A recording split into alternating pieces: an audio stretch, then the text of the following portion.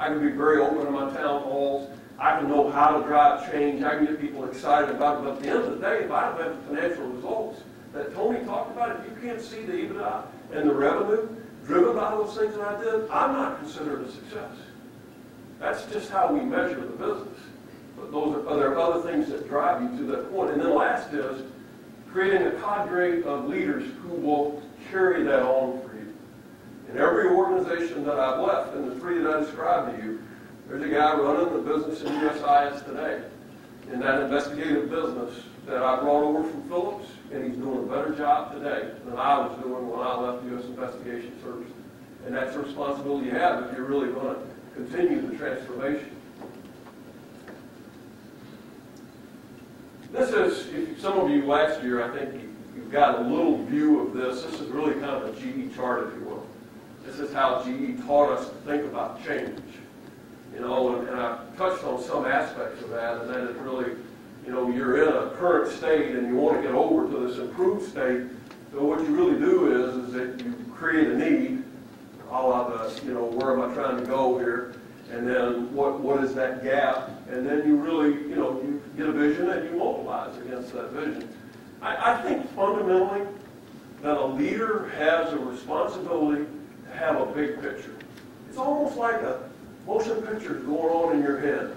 And what you see in that gap is where you want that business to be in 2 to 3 years. You have a responsibility to take that motion picture in your head and to put very detailed, very measurable, very results-oriented views of that vision out into the entire organization. So they can see what you see and how they're going to get. Now, it really serves two purposes when you do that. The first one is that you inspire the organization that you know where you're going as a leader, and you're energizing them, and you're going to take them there. The second thing that it accomplishes is, I'm going to go back to the change game. And that is, once you shape a vision and you get people bought in and visioning that same thing going on in your head, you have inevitably led them up to the point they're going to change. Change is hard. Change is hard, and so you've got to really lead and steer people up to that change. Not to expect that you just put out a paper and say, this is where we're going, this is what it looks like, have a great life, see you in 2 years when we get there. It's a constant leading and driving of that change. And to me, the most important process is that mobilization of the commitment. What you really have to do with your organization, if you want to drive to what that end goal is, in my view, and of the organizations that I've run and those accomplishments that I've driven, what you really have to do is you have to align the behaviors, the attitudes, the activities, the processes. You have to align everything in an organization towards that end goal. And you have to measure and monitor that constant alignment. It'll get out of line. It'll veer off. There'll be market things that'll happen. There'll be organizational things that'll happen. There'll be process things that'll happen. But you have a responsibility to keep that alignment of all of that activity towards that transition state. You just can't lead change without a commitment to where you're going and monitoring that commitment.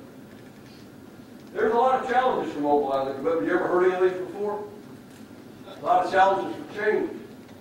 You know, a lot of people want to just collaborate, or they want to avoid the issues, or, oh yeah, I'll do that. They never take an action. They're just accommodating you so you'll go away. And then there are those that, you know, they just don't want to be responsible. So you've got to be pretty open about it, and you've got to define who's going to have responsibility. I like the old Woody Hayes saying about change. You know, change is 3 yards in a cloud of dust. There's no long bomb in the street. This is an everyday, work it out, keep the vision, drive it, go it. I mean, you guys in Headstrong put that together. You went away from that meeting and you talked about the things you're going to do, and you're still working on them every day. You're driving towards them. That's how you guys have gotten the results. Now, when I took over U.S. Investigation Services, I don't know if this has happened to any of you, but the deal team told me, hey, it's a great business. Things are going well. We just need to take it to the next level. Remember that conversation, John? We just need to go to the next level. Now, when I got there, what I found the next level was in the first 2 weeks was you got some pretty unhappy customers who are ready to leave you. You got a team who's resigning at 25% annual turnover. You're missing your financial numbers, and you're growing revenue like hell, and EBITDA declining. So it was a little more to take it to the next level. So when I thought about that, and when I started going around and doing town halls, I didn't even know what we did yet. I didn't even know how we did a background investigation. I didn't know what we did in some parts of our business because it was top secret contracts, and I didn't have the clearance to even know what we did in the business. And on the commercial side, I couldn't find my leader in Tulsa, Oklahoma. So when I first started having town halls, this is the chart I used, and it's in the book in the very first town hall, and I really didn't know anything about the business, short of there were a lot more challenges that I really knew how to get my arms around. So knowing that we had some really unhappy customers, bad financial results, poor productivity, high turnover, and need to grow the bottom line, I put this chart together, and it was the last chart. If you look in the book, it's the last chart I put up at the town halls that I had in the first 60 days I was there. We had 7,000 employees. I saw 3,000 of them in 60 days. This was the last chart I used after I let them vent about everything that was wrong with the business and share my thoughts about it. What I said is I know we have 3 divisions, and they make up one company, USIS. And the game for me as the CEO, ever how long I'm here, ever what happens in this business, the game for me is we are going to focus on customer satisfaction, and we are going to focus on competitiveness. And what we need to do that is if we can make our customers happier, we're going to gain market share. We're going to get a higher percentage of what the government's awarding on investigations, other services, but it will be driven by quality, value, and timeliness. And then on the competitive side, I said, look, I know you're not going to like this message, but we simply have to be more productive. We're growing revenue faster than EBITDA, and that means we're not leveraging the costs we got in place. And that's because we're not addressing volume. When we get it, we just add more people. We're not doing the job right the first time, and that adds cost. Our quality is beyond first time, even the second and third time it comes back from the government. And then we are not optimizing our price. But at the end of the day, what I told them is we're going to be a competitive team. We're going to make this a good place to work. You're going to be here because you want to be here, not because we force it. And we are going to make our customers happy, more than happy. We're going to make them want to do more business with us. And you know, from the very first time I met with the people in USIS until 4 years later when I left the business, I used the same chart. I just kept filling in more details around it, but I gave a vision and I mobilized a commitment every time I talked to the people in that organization. Now, when I went to Phillips, and I told you they had bought 4 large medical businesses, $5 billion worth, I went out and listened to everybody on the town halls there talk. This is just a summary of what was wrong at Phillips because they hadn't really integrated. You ever see any of these things in your business? Silos, poor functional alignment, business line relationships with poor, selling expenses too high, missing direct opportunities. There wasn't a lot that I could say good about the organization. And you know, you can't just draw a chart. You can't just have some big grandiose vision. I will tell you also that mobilizing a commitment gets down to a detailed implementation plan. This is a very detailed implementation plan that covered 4 months as a Gantt chart, and we met on this Gantt chart twice a week for the things that we were going to do to address that. And in the course of 4 months, here's what we accomplished. We defined a whole new sales and service organization. We integrated 5 businesses together. We got a single sales organization so that we had full line specialists. We aligned our sales and service zones and regions for the first time ever. We had sales guys working in one region and service guys in another region, serving the same customer.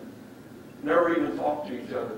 And most importantly, we were missing the financials because they had put together a pro forma based on an integration they didn't do.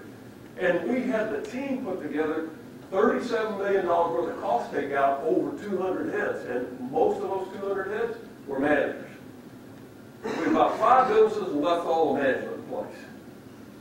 And the point was getting into a detailed plan sometimes is how you mobilize the commitment and really drive it to that result. Second and third key skill I put together was improving esprit de corps and then the communications of the issues and the action. And, you know, that's a French term that means the spirit of the body. And I think I've talked to you a lot about how much I embrace town halls. I had an Ask Randy in every business I went to. You can see some of my Ask Randys in the book. The Ask Randy was every week, initially in the businesses because of the troubled businesses. And then I went to every other week. Now I went to once a month. But I sent an electronic message out to all the employees that would tell them all the same things I'm sharing with you today. Tell them where we were financially. Tell them what was happening with our success factors and where we were strategically and the gaps we were going to have to close. I would drive that mobilization to commitment through an electronic message. The interesting thing was I went to USIS. They were so afraid of the confidentiality of the work that they didn't have an email system.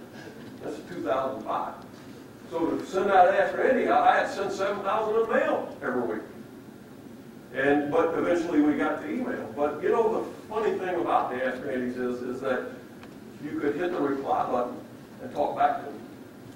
So it wasn't just one-way communications.